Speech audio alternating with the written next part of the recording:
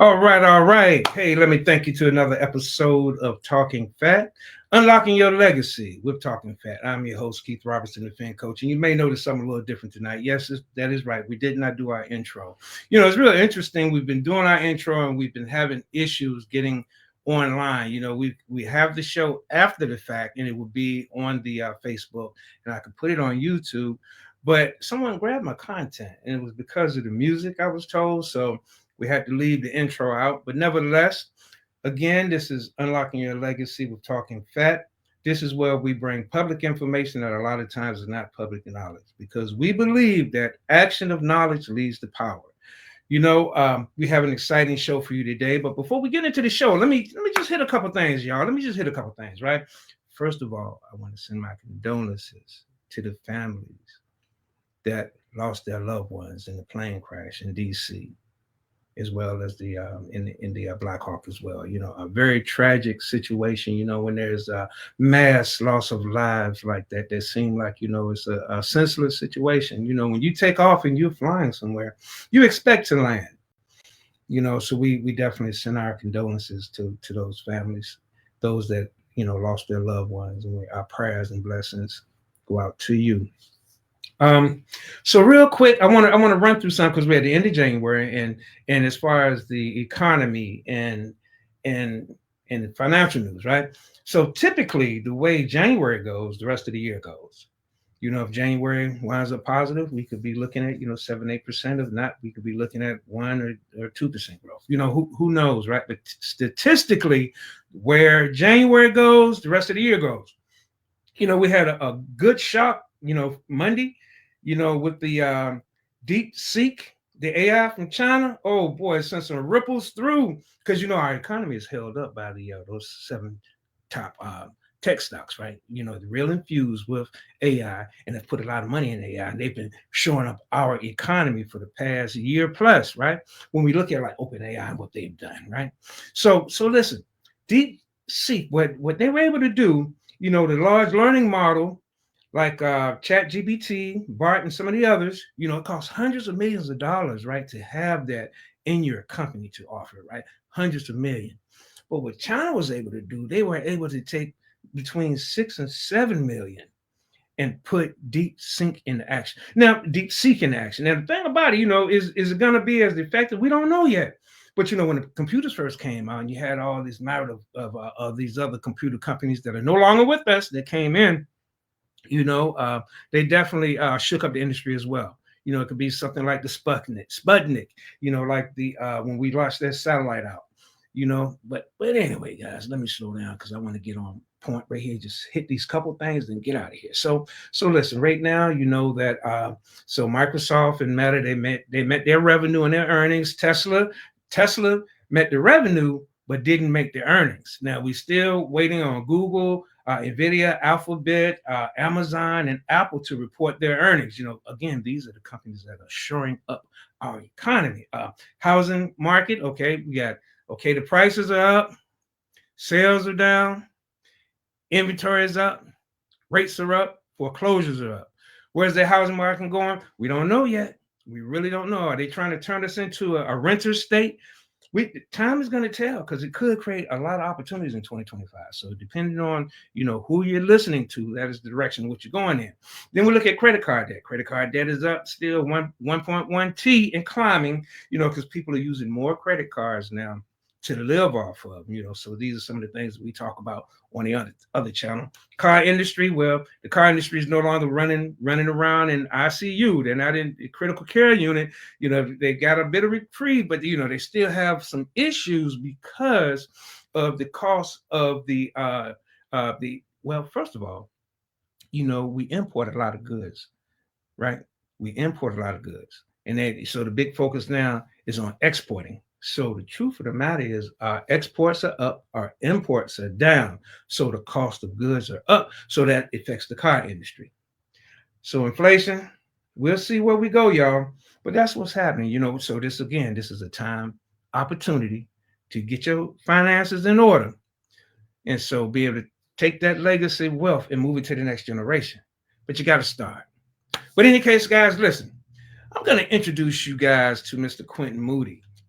Now, Quinton, he's the founder and owner of Class 101. Listen, this guy's been a college planner for 20 years. We bring experience to you today, guys.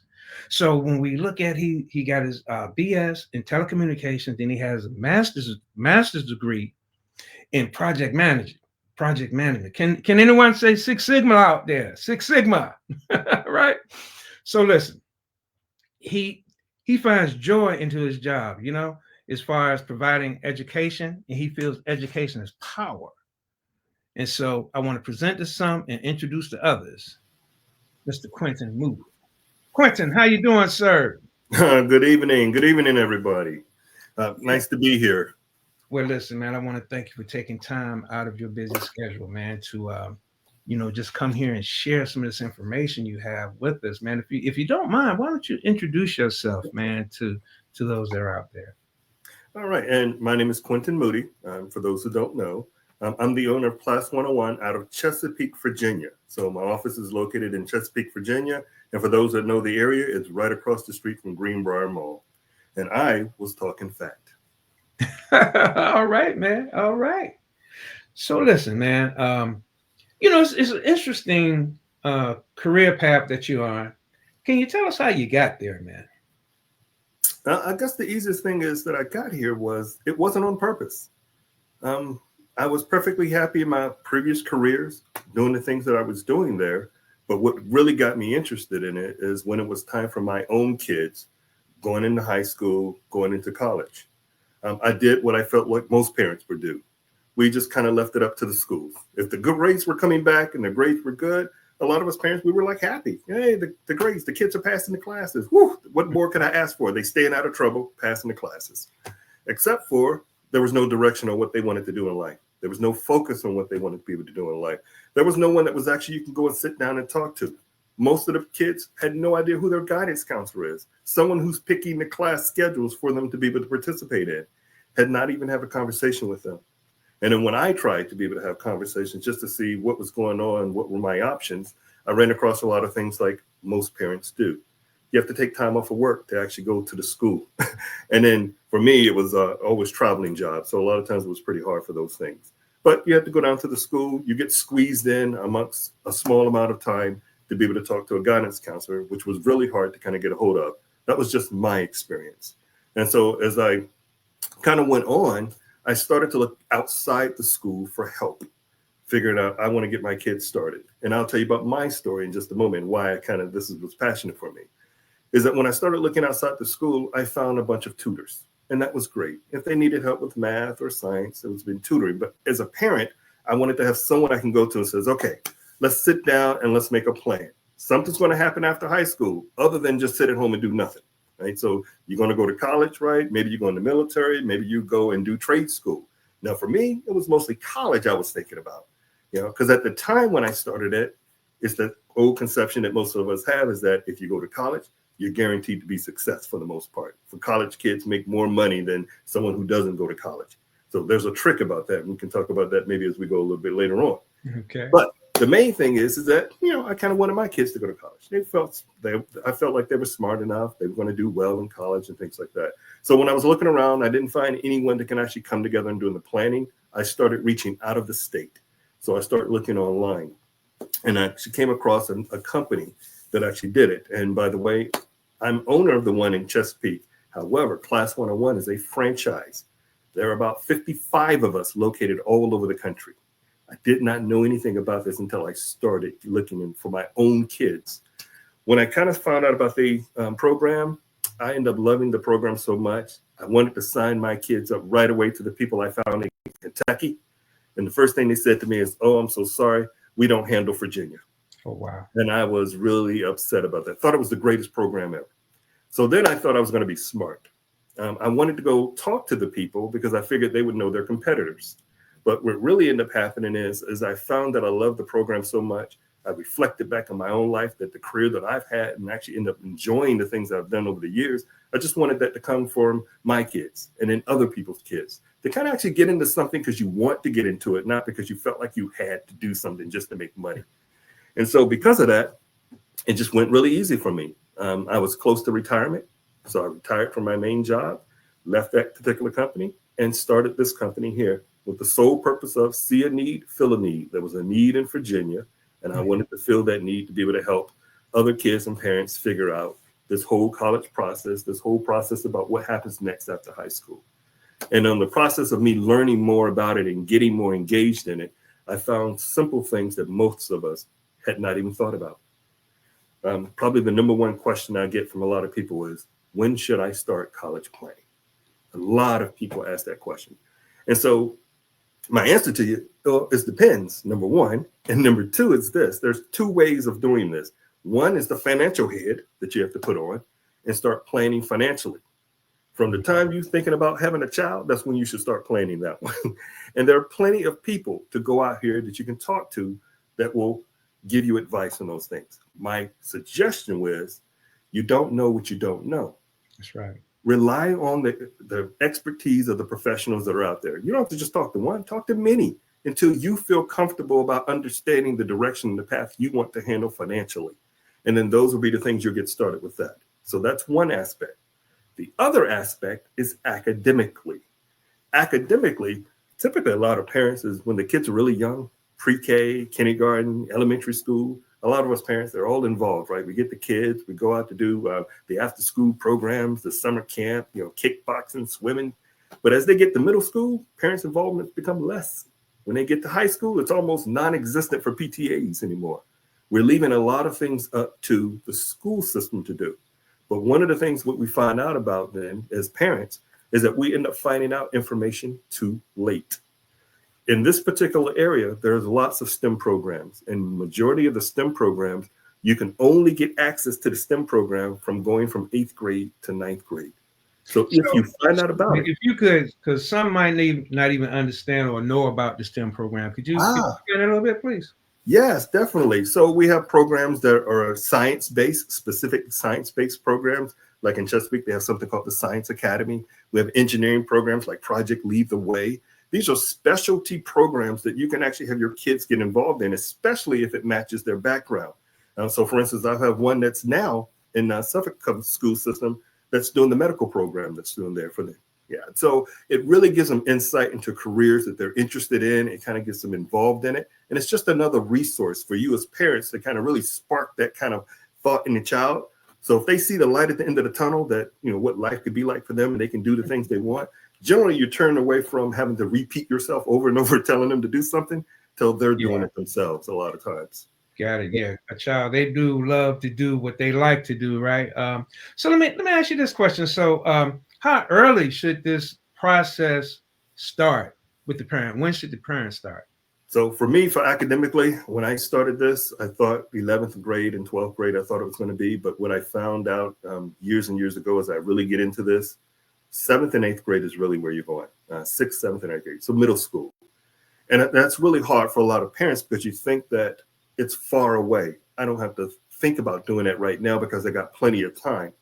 The biggest issue that most of us, and here again, most people really come to me because of money, scholarships, and we're going to be talking about that.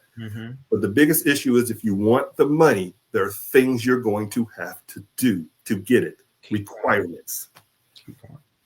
Yeah, we have a saying, if you stay ready, you don't have to get ready. And that's so true, man. So what about, a lot of times we see all these scholarships and opportunities online. Are they real? Are they fraudulent? A lot of them, man, I see out there very questionable. What do you say to that? Well, you can Google scholarships and you'll get like a bunch of different websites that come up. You're going to have some that tell you to, this is going to be my personal preference. I'm not speaking on anybody else but my own. They're going to say you have to sign in and pay for a subscription. Generally, the scholarships you see there are the same ones that are free offered everywhere else. So normally, if you're asking you for money just to be able to see their list of scholarships, odds are they're out here for free. You can look for them for free. The problem is it's looking for a needle in a haystack. You have tons and tons and tons of scholarships out here. Some will apply to you. Some won't apply to you. Some are almost like the lottery. Like you go and play the lotto, you got millions of people playing, but maybe one or two winners out of it. Those are those types of scholarships. So you end up doing a lot of effort, but you don't get a lot of return. So just like anything else with college and education you're going to do, you're going to have to be strategic. Your time is valuable, and where you spend it, you want the best return that you can do. So kind of like we were talking about the finances earlier, trying to get ready financially for college, you're still going to have to apply some of those same concepts. So where do you go find the money? In my program, that's what we end up doing. We focus on specific areas where they're going to get the money. And remember, I said earlier that you have to meet requirements. A lot of these requirements you cannot do in just 1 year or 2 years. A lot of them, it's going to take about 3 to 4 years in order for you to meet the requirements.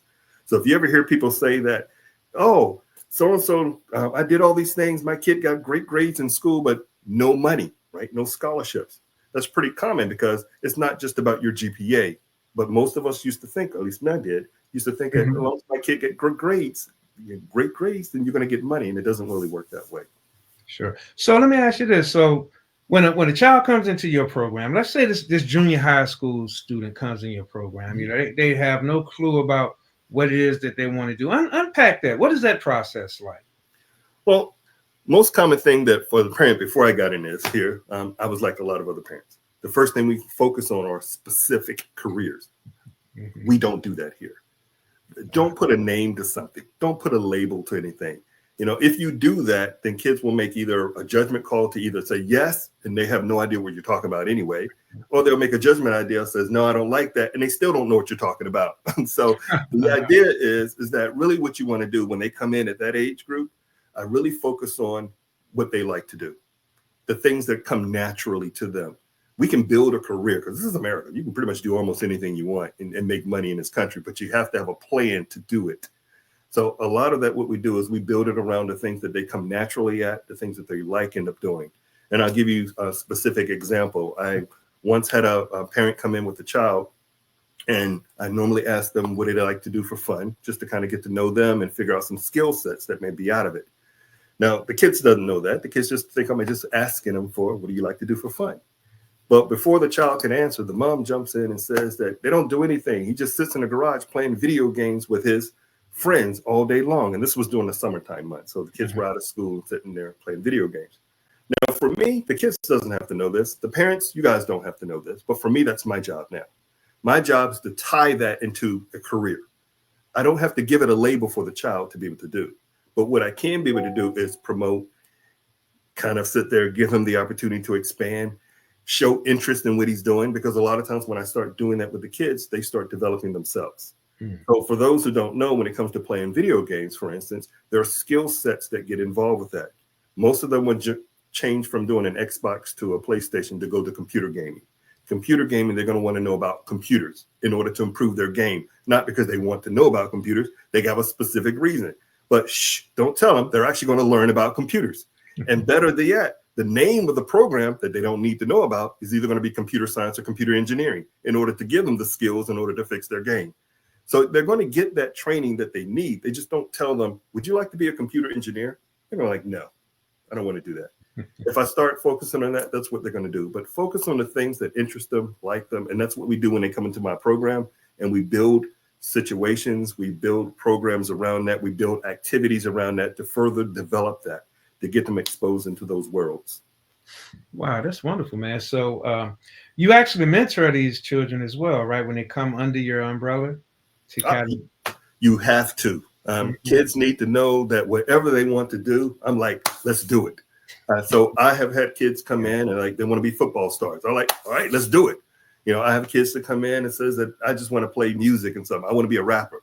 Okay, let's do it. You know, because the idea is that if you're supporting them on that from my program, when we end up doing that, I'm going to start putting together activities, tasks, things to do. Now, unbeknownst to them, they're actually learning and getting skills. And they're going to find a few things very quickly. Number one, they're going to find out if they really want to do the work to be the rapper that they say they want to do. So they'll find it out quickly, or they'll find out that maybe it's not rapping that they actually really like, but something else that goes along with it. And something else could be all kind of the music and the videos that go along. Maybe it's they like to play DJ, or the music comes along with it. AKA for me would be acoustic engineering, sound engineering design. Now, they don't need to know the titles for stuff, but I just need to find out what do you like to end up doing? What really is your passion? And then we can figure out and match things up along the way. And then how do you keep them interested? Get them involved. Now, I'm going to tell you that's probably the number one thing. So if you ever hear these programs about like inner city and they're like these programs like get the kids off the street, send them to the Y or whatever the case would be, those are actually great programs. But for me, it's similar to that, except for get them interested and involved in the things that they say they like. And sometimes those things will cost money. Sometimes they're free. You just have to look. In my program, we end up looking and trying to find the best. I will tell you that there are some that have been so expensive, but if you meet certain requirements, it becomes free to you. Wow, that's interesting. What you don't know. Can you give us examples of that? Because that's real interesting. I believe we talked about some, right? Yeah, so there's a new program that I kind of just signed up with not too long ago that I'm working with. And they actually specifically work with kids that are financially in trouble, distress, parents that are having financial issues. Typically, I think the going rate is less than $75,000 a year. If the family household makes less than $75,000 a year, a lot of the programs tend to be free. Pre-college engineering STEM programs, a lot of those tend to be free. You just have to find them. They don't always offer them. And when they do offer them, there's not they're going to let everybody in because they can't financially afford that. So how do you make sure that your child is on the top of that list? Remember that keeps talking about requirements that you can't wait till last. This is where those things come in to make your child be able to stand out. So I just had one, for instance, that just went to NASA. So they've been part of the NASA program, is all free. And in the summertime, what they're going to go is to Wallops Island and the particle accelerator out in Hampton, where they can pursue more interest into aeronautical engineering. Now, that's not exactly what they wanted to be able to do. They're actually in the biomedical kind of thing, but we're looking at the aspect of it for biomedical, for medicine, as we venture out into space kind of thing. Mm-hmm. All those careers are going to go right along with it, kind of thing. Man, that is great, man. It's true when you say you don't know what you don't know until you know. And you're giving the audience, man, a plethora of information that they can utilize, So what about the parent that feels like, okay, that sounds good, scholarships and all that, but I'm not going to be able to do this, that won't even take the effort to seek someone like you. What would you say to that parent to kind of motivate them to possibly reach out to you? Well, I think, first of all, seeking out for me, it's really not about me. It's about their kids. It's about their children. It's about the future that you want to probably give to them. And you're going to have to treat that just as well as you treat paying your rent or your mortgage every month. It's got to be that high on that level for you, how you're going to do it, because they're going to take that guidance from you. Now, I know my parent too. It don't seem like they listen to us, but I know that. However, though, if you're consistent with some of those things, typically what's going to do is you're going to look back and you're going to go, wow. And the kids are going to be like, thank you. Because they don't know what they don't know. They don't know what they need in order to be successful out in life. But you can be able to help them by giving them some of your experience. And your experience is, it's hard. It's hard sometimes to be out here, especially if you don't know what you don't know. And so get out there to somebody. So put that high level on that one. Now, how do you find money when you think you don't have any money? Believe it or not, there's some things out here called experts, right? Talk to people. Talk to people, because there are people that can actually take a look at your finances and things. And even though you can't see it, because you don't know what you don't know, they can see it. And they can actually help you. A lot of financial planners, a lot of financial advisors, some of them actually will help out with budgets in order to be able to do that. And then actually say, now that we freed up some money for you, they can show you how to invest it so you can have money for future. Like, for instance, when your child gets a little older, or when you don't need it because they got scholarships, now you've got money, for like retirement and things like that you can do. And as far as me, I have lots of single moms that have gone into it, and there are online jobs that are part-time. You don't have to work more than a few hours out of the week. And I actually have one child that I actually had in my program that paid for the program himself, got him a part-time job and be able to work with it. And just to kind of let you know where kind of jobs can you get. I know people are thinking, oh, just Burger King, just Hardee's or something like that, just Walmart. There's a company, I'm not going to say the name of the company because I haven't asked their permission yet, but there's a company that's out in Newport News, Virginia, that pays for paid apprenticeship programs for high school students to be electrician. Okay, we're gonna follow up on that. We'll come back on that, y'all. We'll let you know. We'll get that information when it's appropriate, and definitely let you know, man. Or let them know, I should say. Wow, this is quite interesting, man. You don't know what you don't know until you get out there and start talking, and you find that these things are out here. What about the kids that are struggling in school and it's like, oh, I'm never going to be able to go to college anyway, so that they're just going through the process of going through school. You know, that step. You know, I go in, I eat lunch, I come home. You know, I'm not really focused on it. How can you help that child, or can you help that child? Well, and it usually depends, and this is where you're talking about the mentorship comes in before, when we talked about that a little earlier. It kind of just depends on why the child feels that way. So I'm going to tell you, I ask lots of why questions. Kids will say almost anything. I'm like, why? Why? And really what we're trying to do is dig a little deep underneath to find out what the underlying reason is. I have had kids that will not tell their parents that the kids have Parents have a habit that we will not tell the kids about our finances, which is pretty normal, right? It's pretty normal. We don't tell the kids if we're struggling or anything like that, but kids are smart. They will pick up on it, and they will make predetermined choices based on what they think they have interpreted from you. And that comes out on them. And some of the things that comes out on them is poor behavior, bad performance. It's just because they don't know how to process it as a kid, how to be able to handle that. Sometimes once you unlock those things, you're going to see a drastic change in the kid. Sometimes the kids are that way because they feel like it doesn't really matter because of my household or the way things are in my neighborhood. Nothing ever is going to work because they can't see the light at the end of the tunnel, how their life could be like.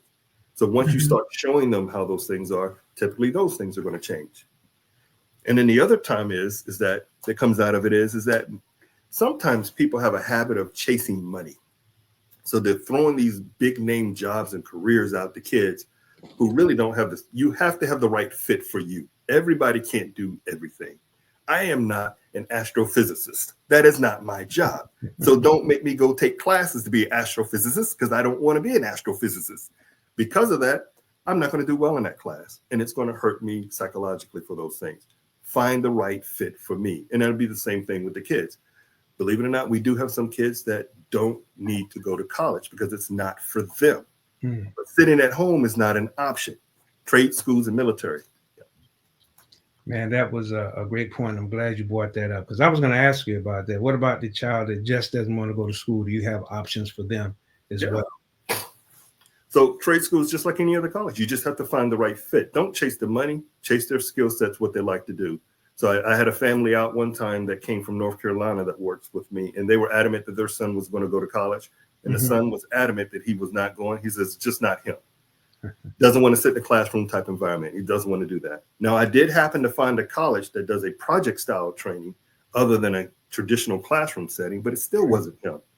What we found out is that what he enjoyed doing was when his grandfather was alive, he liked to do welding with his grandfather. But then he also told me, he says, if I have to go to college, it needs to be by the water because school stresses me out and the water calms me down. So what we end up doing was we end up doing trade school. He ended up getting a welder and became an underwater welder before he even graduated. 6 figures a year, working about 6 or 7 months out the year, out on the water, which is where he kind of ended up joining. So wow, that's wonderful. There's a fit for everybody. You just have to spend the time to find the fit, and that's what we do is find that fit. And the military one that you were just we were just alluding to is most kids raise the right hand, join the military, and the military tells you what you're going to do in the military. That is not your right. You actually have rights to choose what you want to do. And a lot of times, just like anything else, you don't know what you don't know. And we help you figure that out. So if you do choose at the military, there's a whole entire plan that you work with us that will get you so you can get through and into the military to the career that's really going to help you later on in life as you go through. Wow, this is. And what is your number? How can people contact you, Quinton?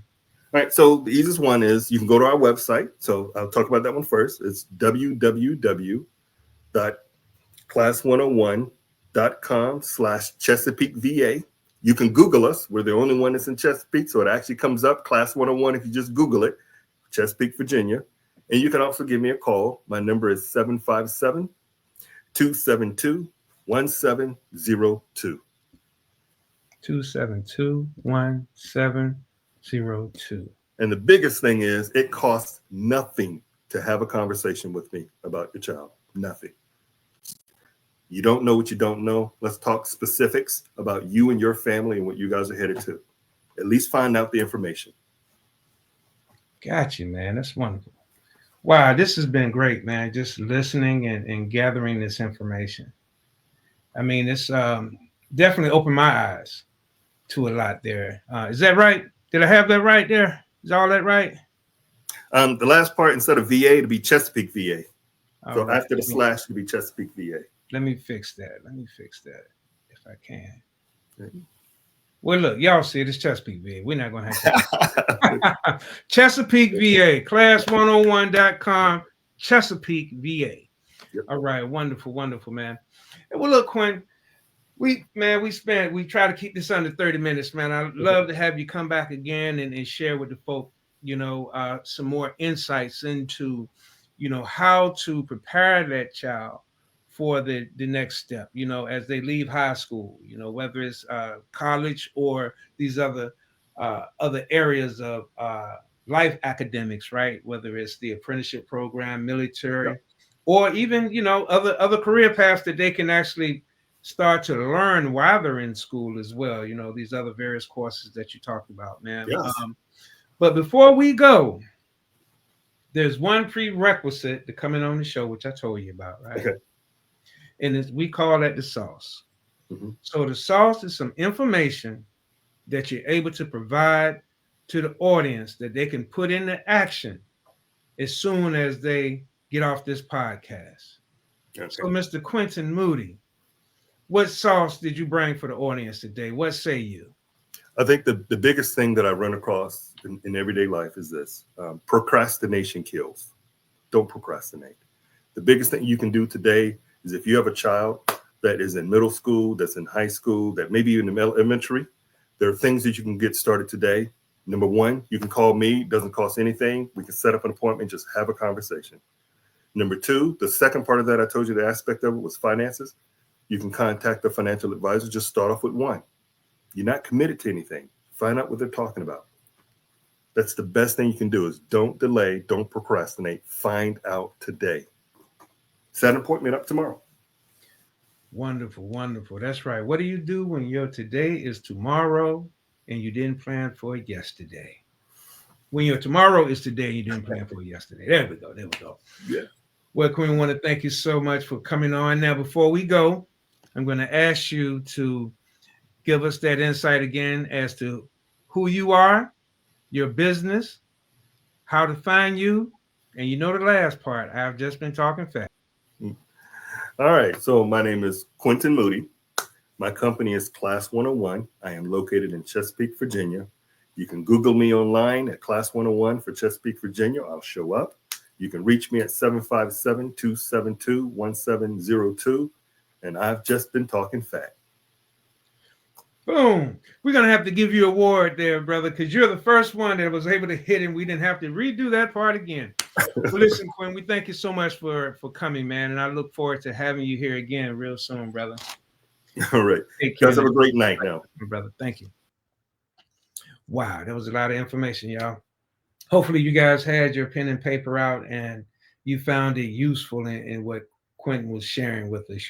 Again, it's about planning. We talk about planning all the time, because it's about legacy. It's about those that are coming behind us, how to move that generational wealth to the next generation. So your legacy is what we're talking about here.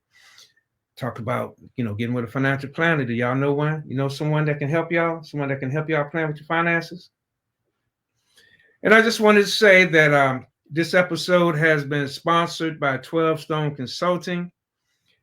And 12 Stone Consulting is a business consulting firm located in Virginia Beach, Virginia, where they assist businesses in increasing paying customers, show business how to protect their personal and business assets.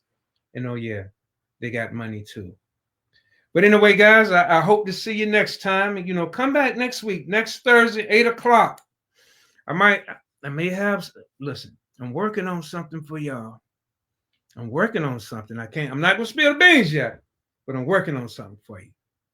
But anyway, hey, this has been Keith Robertson, the Fin Coach. I want to thank you for tuning in to another episode of Talking Fat. And remember, action of knowledge leads to power.